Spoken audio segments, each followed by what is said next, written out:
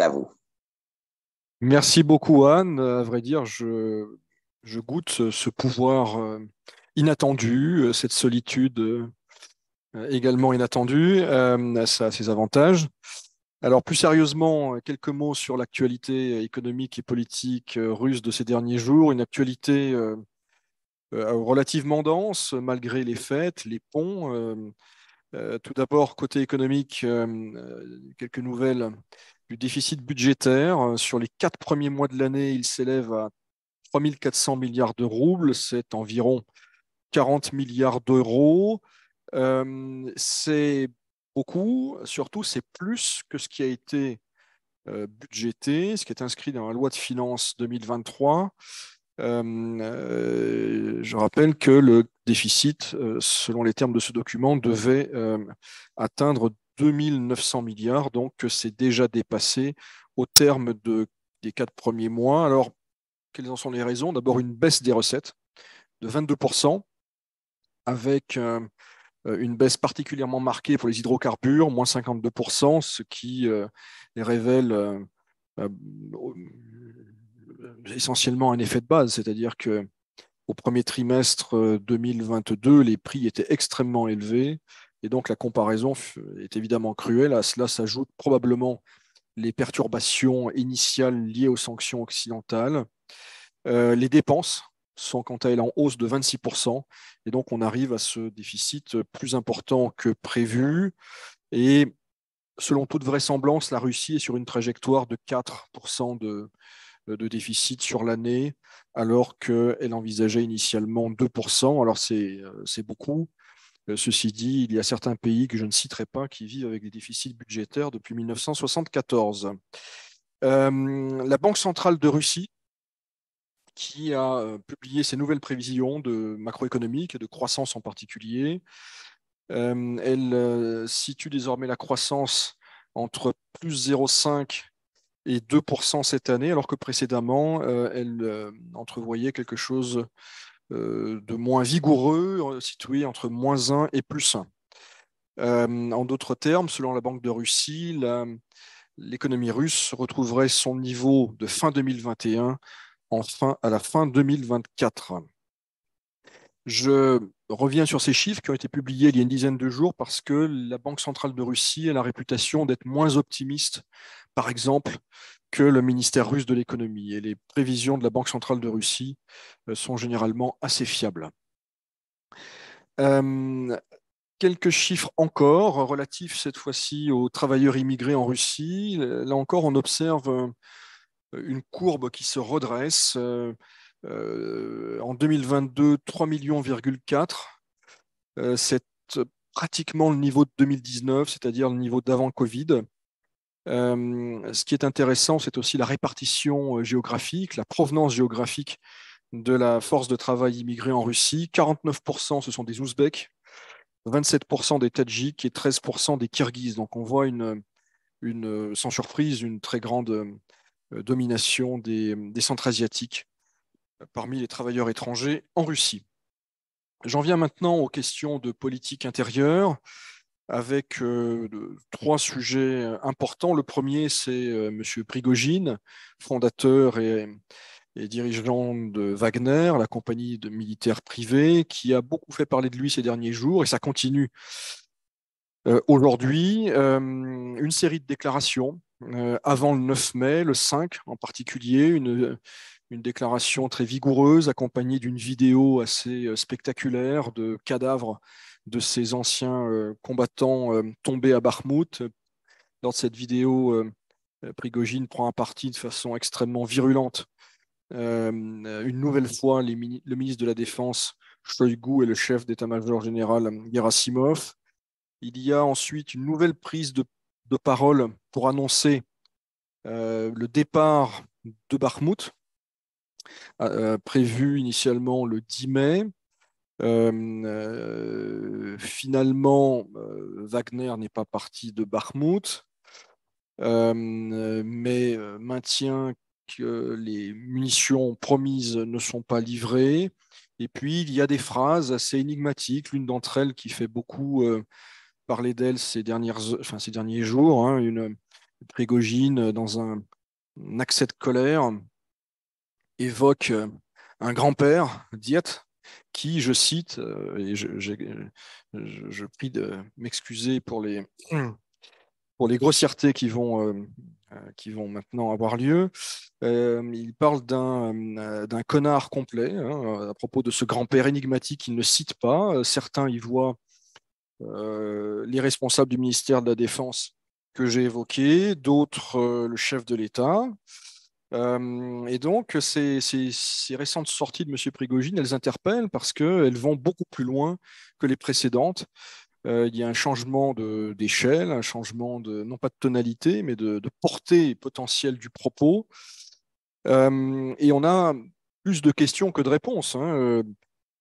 Est-ce qu'il s'agit de désinformation ou pas? Est-ce qu'il y a un agenda personnel ou pas? Est-ce qu'une ligne rouge a été franchie cette fois-ci ou pas? Quelles sont les marges de manœuvre réelles de Prigogine? Beaucoup pensent à Moscou qu'il n'a pas le loisir en réalité de quitter les positions et qu'il ne peut agir sans l'aval du Kremlin. Est-ce qu'il est dans une stratégie d'auto-justification pour des difficultés plus grandes que prévues sur le terrain? Est-ce qu'il souhaiterait en réalité céder ses actifs russes, puisque M. Prigogine est un entrepreneur, et se concentrer sur l'Afrique? Est-ce qu'il peut éventuellement se positionner, ou est-ce qu'on le positionne comme un paratonnerre politique en direction d'un électorat ultranationaliste très frustré des évolutions sur le terrain? Encore une fois, à ce stade, il faut rester prudent, mais c'est très surprenant par la tonalité, et ça a forcément un impact au vu de la visibilité, enfin au vu de la surface médiatique de M. Prigogine. Donc, sujet à suivre, encore et toujours. L'autre sujet important et significatif, c'est la condamnation, non, plus exactement, la mise en détention provisoire d'Evgenia Berkovitch et Svetlana Petritchouk, qui sont deux personnes très connues dans le milieu du théâtre en Russie. Et le théâtre, c'est très important en Russie, vous le savez. Ces deux personnes sont poursuivies pour, je cite, apologie du terrorisme et en cours 7 années de prison. En cause une pièce écrite par l'une et mise en scène par l'autre qui euh, évoque le sujet de femmes russes qui entrent en contact avec des islamistes en Syrie pour les épouser. Alors, Mesdames Berkovitch et Petritchouk ont reçu le soutien entre autres, de Kirill Serebrennikov, qui d'ailleurs était le maître d'Evgenia Berkovitch. Dmitri Muratov, prix Nobel de la paix, s'est également exprimé. Et tout ça intervient dans un contexte que l'on connaît et qu'on a analysé au cours de nombreuses séances, à savoir une reprise en main de plus en plus ferme et de plus en plus implacable des milieux culturels par le pouvoir. Enfin, autre événement marquant, même s'il date de samedi dernier, donc c'est plus tout à fait récent, mais il n'y a pas eu de briefing dans l'intervalle, donc j'en parle, c'est l'explosion qui a failli coûter la vie à l'écrivain et député Zakhar Prilepine, qu'Anne connaît bien et connaît son œuvre. Prilepine, c'est, vous le savez, depuis 2014, l'un des, l'une des figures, figures de proue du mouvement pro-russe dans le Donbass. En tout cas, c'est quelqu'un qui s'est beaucoup engagé aux côtés des séparatistes. Il s'est beaucoup engagé également depuis le 24 février 2022. D'ailleurs, il participe régulièrement à l'opération spéciale. Et donc, cette fois-ci, eh bien, cette attaque attribuée par la Russie à l'Ukraine a eu lieu très loin du front, hein, puisque c'est à Nijni Novgorod, où M. Prilepine réside, que cette explosion a eu lieu. Donc, c'est sa voiture qui a été piégée. Son garde du corps et chauffeur est décédé. Et Prilepine lui-même a subi de graves blessures, mais sa vie n'est pas en danger. Donc, tout ça est à rapprocher évidemment de l'affaire Dugina, également de l'assassinat à Saint-Pétersbourg il y a 40 jours d'un de ces fameux correspondants militaires, Vladlen Tatarsky. En tout cas, c'est le troisième épisode de ce genre, attribué par la Russie à l'Ukraine, au service secret ukrainien, hypothèse qui semble vraisemblable, et un événement qui souligne une nouvelle fois la vulnérabilité de la Russie, certains diront son incapacité à assurer ses arrières. En tout cas, c'est après l'attaque du Kremlin la semaine dernière, c'est le deuxième événement très retentissant sur le plan politique intérieur. Je terminerai en évoquant une autre personne assez connue et très engagée euh, dans la cause, je dirais, du Donbass, M. Rogozin, hein, ex-responsable de l'agence spatiale russe, ancien vice-premier ministre, qui, sur Telegram, a publié un commentaire qui a fait beaucoup de bruit, qui a été supprimé d'ailleurs entre-temps par son auteur. Le 9 mai au soir, il s'est ému des feux d'artifice, notamment du feu d'artifice à Moscou, et en s'exclamant est-ce que nous avons pris Barmout, est-ce que Kiev a capitulé, en d'autres termes, pour souligner le décalage, voire peut-être l'indécence entre la fête commémorant 1945 et les faibles résultats, à ce stade en tout cas, de ce que les autorités russes qualifient d'opération militaire spéciale. Voilà ce que je pouvais dire aujourd'hui, cher Anna. Merci beaucoup, c'était très riche. Euh, pour Prigogine, vous avez mis un certain nombre d'hypothèses qui sont toutes à démontrer, dont la véracité est à démontrer. Est-ce qu'en gros, on peut dire quel est son intérêt personnel à faire ces déclarations, surtout avec la violence qui les caractérise et que vous avez souligné? L'intérêt personnel de M. Prigogine, il est avant tout, je pense, financier. M. Prigogine est un entrepreneur à la tête d'une société privée et donc il tient un raisonnement peut-être différent des militaires de carrière. C'est peut-être pour se dédouaner, encore une fois, de difficultés à venir ou de catastrophes à venir. Peut-être. En tout cas, encore une fois, on ne parle pas dans les détails dossier militaire, mais c'est quelque chose qu'on ne peut exclure, surtout au vu des nouvelles très récentes en provenance de Bakhmout. Euh, euh, Encore une fois, c'est difficile de trancher à ce stade. Certaines sources, à prendre avec des pincettes, estiment que l'administration présidentielle commence à trouver que tout ça devient fâcheux, c'est possible. En tout cas, ce qui est sûr, c'est que M. Prigogine est le seul à pouvoir se permettre, jusqu'à aujourd'hui en tout cas, de telles sorties sur de tels sujets et sur un tel ton. Ça, c'est avéré. Il n'y a aucun autre responsable politique, fonctionnaire, membre du gouvernement, journaliste ou autre qui, en Russie, peut parler comme le fait Prigogine. Donc Ça, c'est tout à fait ça frappant. interpelle. Et donc, les hypothèses vont être étudiées. Elles ne sont pas forcément exclusives les unes des autres, mais on sent qu'il se passe quelque chose d'important en coulisses.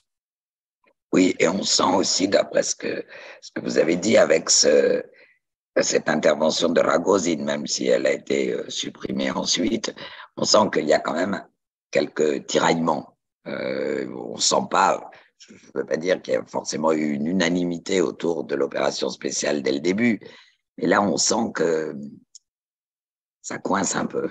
Disons qu'il y a une forme de fébrilité, il y a des doutes qui ne sont pas formulés, mais qui sont sans doute bien réels, qui sont alimentés aussi par le silence du président ou par, je dirais, des formules un peu toutes prêtes du Kremlin et de M. Peskov, qui répètent à l'envi que tous les objectifs seront atteints sans forcément les expliciter. Et il y a un flou qui peut perturber effectivement une partie des élites russes. Bon, encore une fois, pour l'instant, je dirais, il n'y a pas de péril en la demeure, au sens où il n'y a pas de remise en cause par les dirigeants russes des choix du président ou des militaires. Mais évidemment, si les choses devaient se dégrader sur le terrain, on pourrait voir ressurgir des interrogations qu'on avait déjà entendues ou lues après la débâcle de la région de Kharkov et Kherson en novembre. Donc, il y a une forme de fébrilité, d'incertitude, euh, évidemment alimentée par les événements de ces derniers jours, hein. Le drone sur le Kremlin, ce n'est pas rien. Prilépine, ce n'est pas rien. Donc voilà, tout ça, mis bout à bout, effectivement, alimente les interrogations. Merci beaucoup. Je n'ai pas de questions pour le moment. J'espère que nous allons en avoir. Alors, je passe la parole à Igor pour nous parler de diplomatie et de politique étrangère.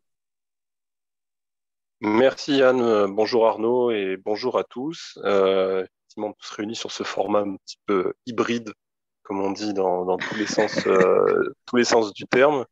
Alors, une actualité tout aussi fournie pendant ces congés de mai. Et je vais commencer par faire un point sur la parade du 9 mai, ce qu'il fallait en retenir, ce qu'elle nous dit de la politique étrangère et de là où on se trouve en matière de politique étrangère. Alors, tout d'abord, une parade au cours de laquelle ont défilé près de 8000 soldats, dont 530 personnels des forces armées qui ont pris part à l'opération militaire dite spéciale. Une parade militaire qui a duré 47 minutes, qui en fait une des plus courtes des dernières années en réalité. Y ont assisté un certain nombre de chefs d'État et de gouvernement, un peu contre toute attente. Monsieur Loukachenko, dont l'état de santé a été scruté à l'occasion de son apparition sur la place rouge, le Premier ministre arménien Pachinian et les présidents du Kyrgyzstan, d'Ouzbékistan, du Kazakhstan, du Tadjikistan et du Turkménistan. Alors, on avait dit lors de séances précédentes qu'on s'attendait à la présence du président kyrgyzstanais. Bon, finalement, ce sont tous les chefs d'État d'Asie centrale. Alors, à l'exception pour le Caucase du Sud du président Aliyev, qui était retenu à Bakou officiellement pour célébrer l'anniversaire de son père défunt, Heydar Aliyev, qui est né le 10 mai, et donc ça donne chaque année des célébrations pour son anniversaire. Bon.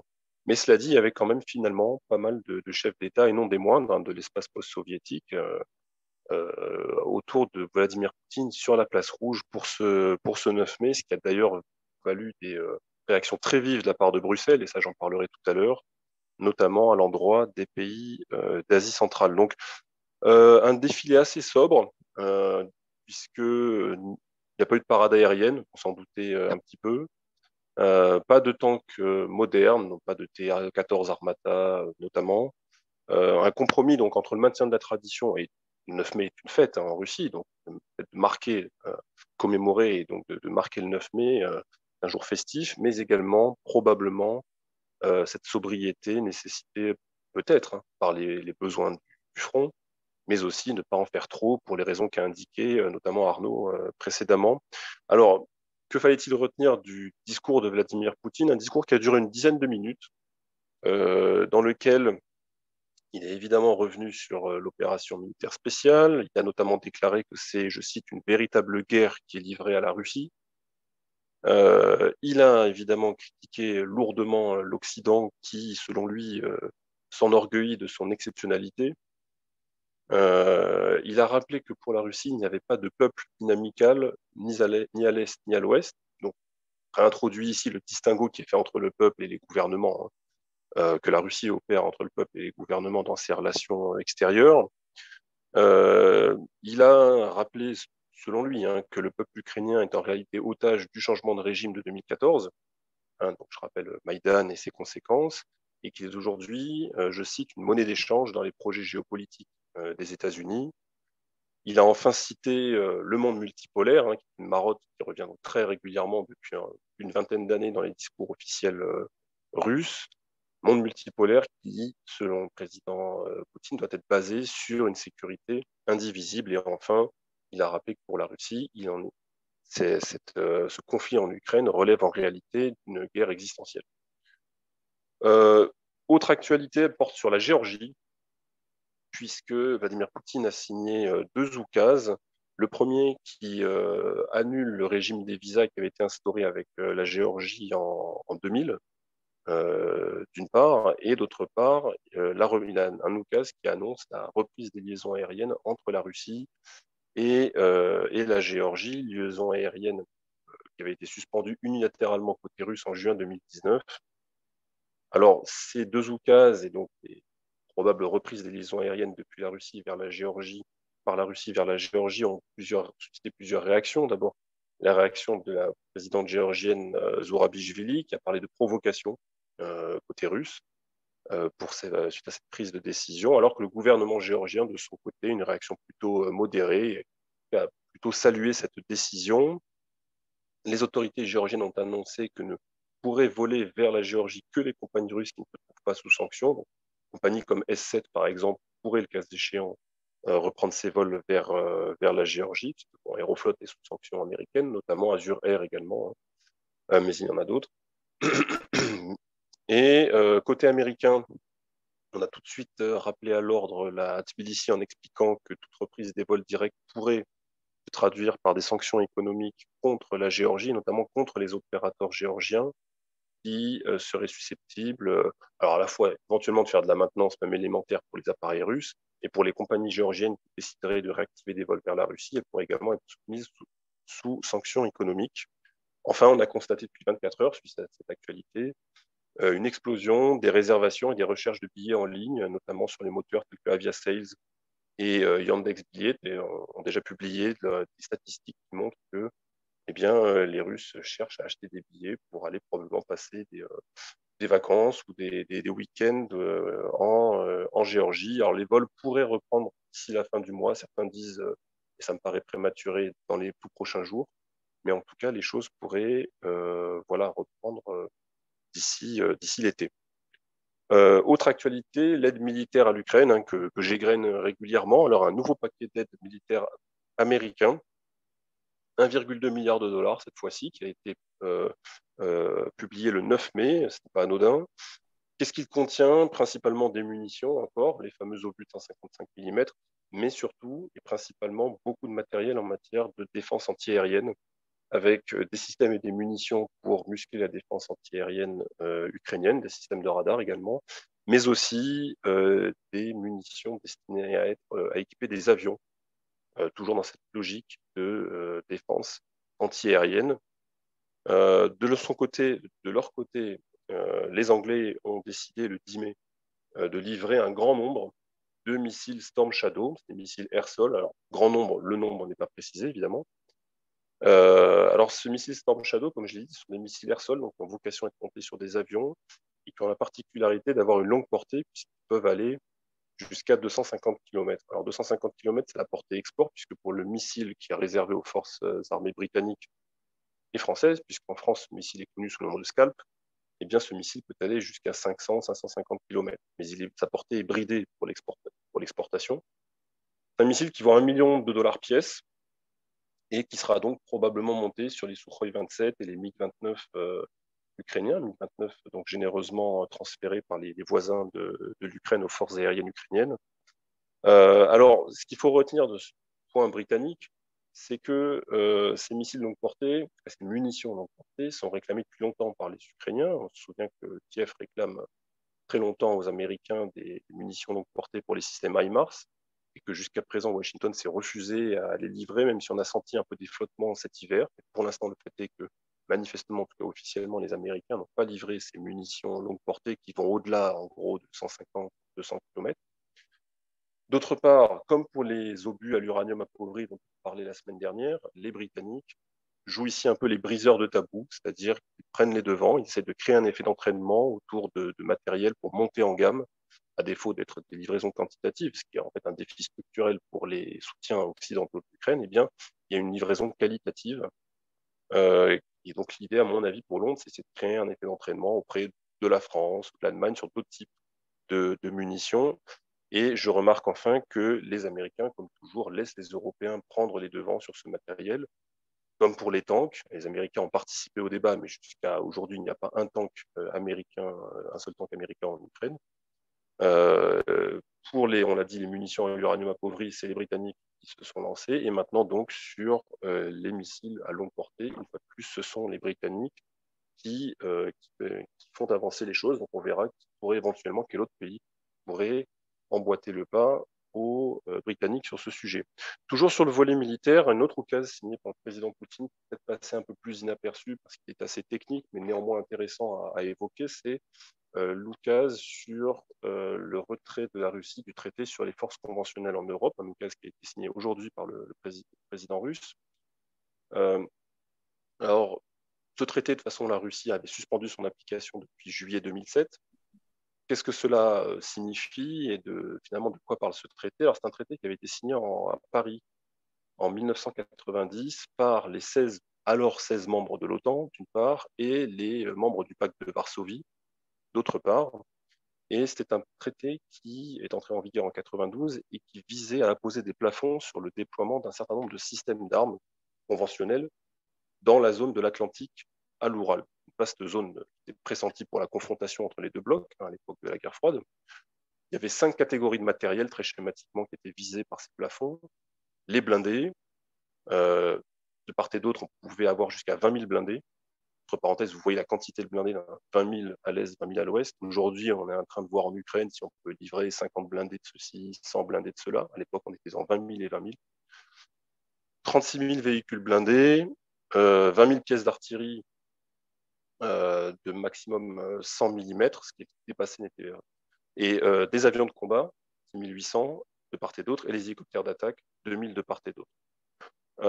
Il y avait des échanges d'informations qui étaient prévus, des inspections là aussi. Le tout est visé évidemment à créer des mesures de confiance et de la prévisibilité dans une logique de désescalade qui évidemment présidait un peu le contexte de cette fin des années 80, début des années 90. Sauf que évidemment, l'URSS s'est effondrée, l'Allemagne était réunifiée, le texte a donc eu besoin d'être revisité. Ça a donné lieu à ce qu'on appelle le document d'Istanbul, signé en 1999, qui permettait de tenir compte de la nouvelle réalité géopolitique. Sauf qu'à partir de là, les choses ont mal tourné, puisque les Russes avaient finalement leur vision du texte, proposaient des réaménagements pour tenir compte de cette nouvelle réalité. Les Occidentaux voyaient les choses différemment. En gros, il y a eu l'élargissement de l'OTAN. Et par conséquent, ce texte est resté quelque part lettre morte, alors qu'il s'agissait, selon moi, de mécanismes pas inintéressants. Tant et si bien que cette oukase, pour y revenir, finalement, ne change pas grand-chose à la réalité sur le terrain. La Russie continue de, quelque part, déchirer les textes et les mécanismes, même si là, c'est symbolique, de contrôle des armements pouvait la lier à l'Occident. Mais j'ai tendance à penser que c'est ce type de document qu'on reverra ressurgir, en tout cas ce type de philosophie et de mécanisme qu'on pourrait revoir surgir dans quelques années lorsque ce conflit en Ukraine sera stabilisé. Peut-être qu'une paix aura surgi entre-temps, et qu'il faudra rebâtir l'architecture de sécurité en Europe. Et à mon avis, c'est ce genre de mécanisme qu'on verra probablement ressurgir sous une forme ou sous une autre. Enfin, autre point, sur l'Union européenne, je l'évoquais à peine tout à l'heure, deux informations. Tout d'abord, la ministre des Affaires étrangères allemande, Madame Baerbock, qui a expliqué que la Chine pouvait aider au règlement du conflit, mais elle a exhorté Pékin à prendre une posture claire dans cette crise, en expliquant que la neutralité avait valeur de soutien, je cite, à l'agresseur. Fin de citation. D'ailleurs, le ministre des Affaires étrangères chinois doit se rendre en Europe ces jours-ci, probablement d'ici la fin de semaine, en France, en Allemagne et en Norvège. On peut penser effectivement à une mission de médiation, ou en tout cas le sujet de l'Ukraine figurera en très bonne place dans l'agenda des discussions, alors que l'Union européenne s'apprête à lancer des mécanismes qui visent à empêcher le contournement des sanctions anti-russes. Et dans ces mécanismes, il serait notamment question de viser des compagnies chinoises qui sont accusées par les Européens, bien justement de contourner ces sanctions, ce qui d'ailleurs a provoqué une réaction assez vive de la part de Pékin. Et un chiffre pour terminer, toujours sur la Chine, le commerce russo-chinois, qui a bondi de plus 41% entre janvier et avril, sur les 4 premiers mois de 2023, plus 41% en glissement annuel, pour s'établir à un petit peu plus de 71 milliards de dollars. Voilà, Anne, je te rends la parole. Merci, c'était vraiment très dense. J'ai deux questions, une pour chacun d'entre vous. Euh, Tu vas parler tout à l'heure de la parade, du défilé, et tu as effectivement nommé les différents représentants étrangers. Ce qui était effectivement frappant parce qu'ils étaient 7, et alors qu'on ne s'attendait pas du tout à ça. Et quelqu'un demande, un auditeur demande, est-ce qu'on a des nouvelles de Loukachenko? Alors moi, personnellement, je n'ai pas rien vu passer de nouveau, mais il y a un sujet. Il y a un sujet visiblement autour de sa santé, en tout cas de son apparence physique, qui est apparue affaiblie. Mais depuis hier, je n'ai pas revu dans son intervention, je n'ai pas vu de photos ou de vidéos. Donc, je ne peux pas vraiment donner d'éléments pour vous parler de cette situation. Il avait l'air frigorifié, en tout cas, pendant le défilé, tout simplement parce qu'il ne doit pas être en très bonne santé. Avant de Si je puis passer, me permettre, oui, Anne, bon, il y a différentes informations qui ont circulé à Moscou, notamment sur Telegram. La première, c'est qu'il aurait été apparemment transporté de la place Rouge jusqu'au monument aux soldats inconnus dans les jardins d'Alexandre. Bon, pour ceux qui connaissent, c'est vraiment pas loin, pour lui épargner de devoir marcher.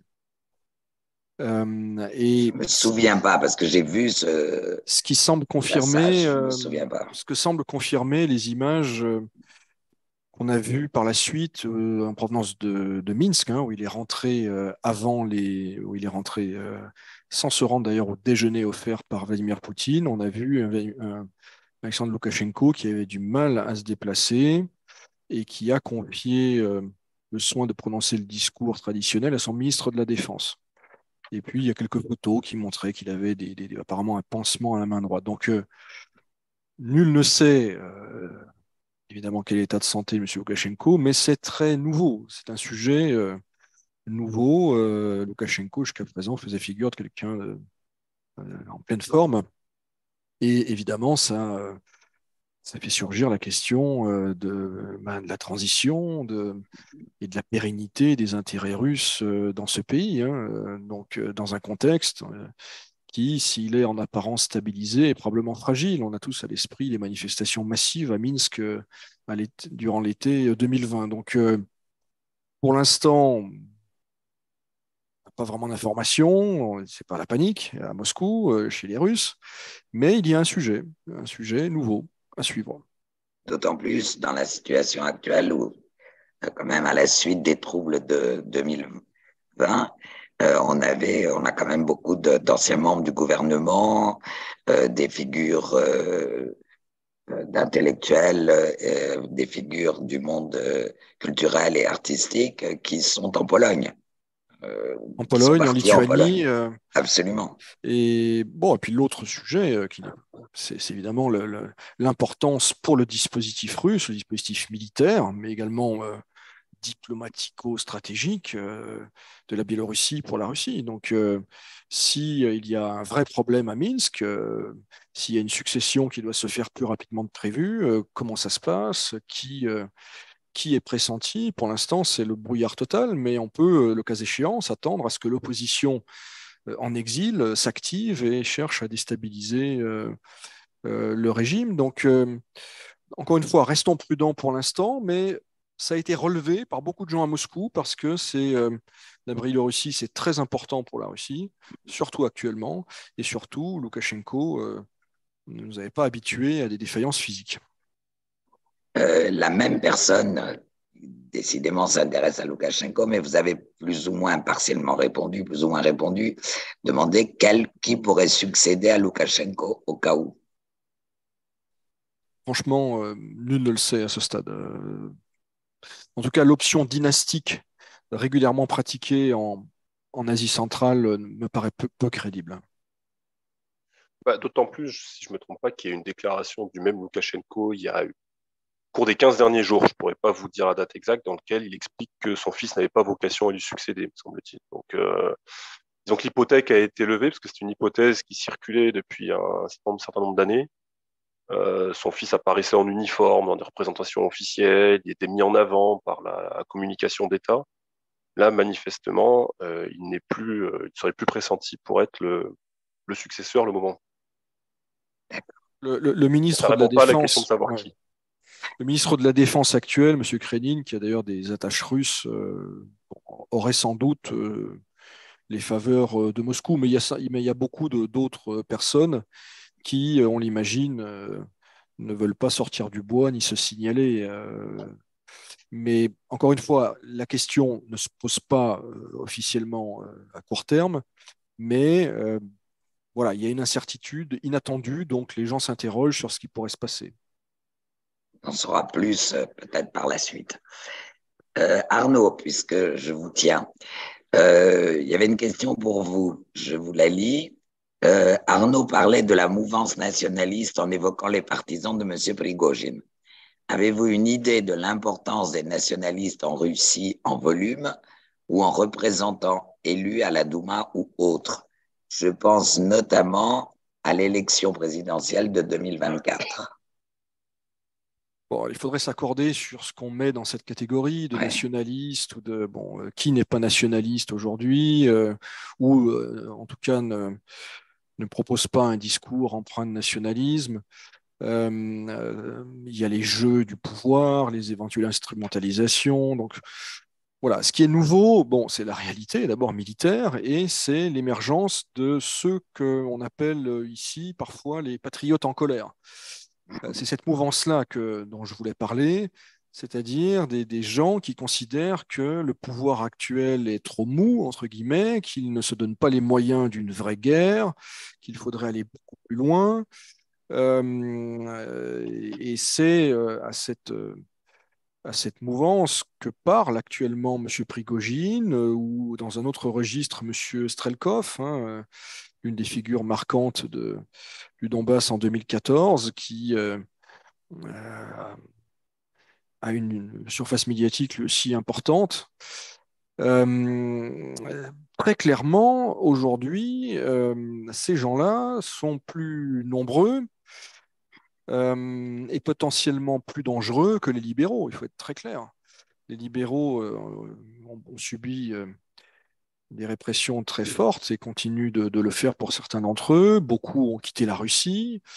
Euh, euh, voilà, mais aujourd'hui, je dirais, sur le champ politique russe, la force qui peut perturber le système, je ne dis pas aller plus loin, mais qui perturber le système, le faire turbuler, c'est très clairement cette mouvance des entre guillemets patriotes en colère, surtout si les choses sur le terrain devaient se dégrader ou en tout cas ne pas s'améliorer. Il y a là une frustration qu'il va être de plus en plus difficile de contenir, de gérer par le pouvoir. Considérer que Priliepine, à sa façon, se rattache plus ou moins à ces patriotes en colère. Ah, très clairement, oui. Et ce qui est très frappant depuis quelques semaines, voire quelques mois, c'est les esquisses de recomposition de la scène partisane russe avec justement un Prilepine qui était pressenti, par exemple, pour se présenter ou être présenté à la présidentielle de 2024 pour capter peut-être cet électorat. Donc, euh, euh, voilà, c'est. Alors, pour le volume, est-ce que c'est 5, 10, 20, 30 ou une majorité? C'est difficile à dire. Intuitivement, je dirais peut-être bien 15-20%. Ce qui Mais est sérieux déjà. ce qui est sérieux, il faudra voir, évidemment, le pouvoir analyse ça quotidiennement, va chercher à façonner, va chercher à diviser, va chercher à capter. Il faudra voir, effectivement, par exemple, quel candidat sera autorisé à se présenter contre Vladimir Poutine, au nom peut-être de cette mouvance, ou en tout cas pour servir de paratonnerre et capter les votes. Un peu comme l'avait fait de l'autre côté du spectre politique, M. Prokhorov en 2012, côté libéral. À suivre. Alors, on en revient avec une nouvelle question à la Biélorussie. Je pense que vous pouvez tous les deux y répondre, si on peut y répondre, à savoir, est-ce qu'il y a un risque d'annexion de la Biélorussie? Annexion, je n'y crois pas. En tout cas, tant que Loukachenko est là, c'est douteux. Je sais que c'est un peu contre-intuitif et que ça peut choquer certains, mais Loukachenko, ces dernières années, a tout fait pour préserver l'existence distincte de la Biélorussie, alors qu'il, depuis 1996, en réalité, la Russie cherche, d'une forme ou sous une autre, si ce n'est à annexer, en tout cas à intégrer de la façon la plus complète possible la Biélorussie dans un ensemble forcément déséquilibré compte tenu des potentiels respectifs des deux pays. Non, le risque, il est autre. C'est effectivement que, alors il y a un risque militaire, c'est-à-dire que, par exemple, des opérations militaires débordent, que l'Ukraine décide de répliquer et que finalement le territoire biélorusse devienne un théâtre d'opération, ça on ne peut pas l'exclure. Et puis il y a effectivement la déstabilisation du régime Loukachenko, soit de l'extérieur, soit en raison de faiblesses internes. Alors, faiblesse économique, je ne pense pas, parce que la Russie veille et finalement assure les fins de mois en traînant les pieds ou en exigeant certaines contreparties, mais la Biélorussie ne fera pas défaut sur sa dette ou euh, continuera à tenir.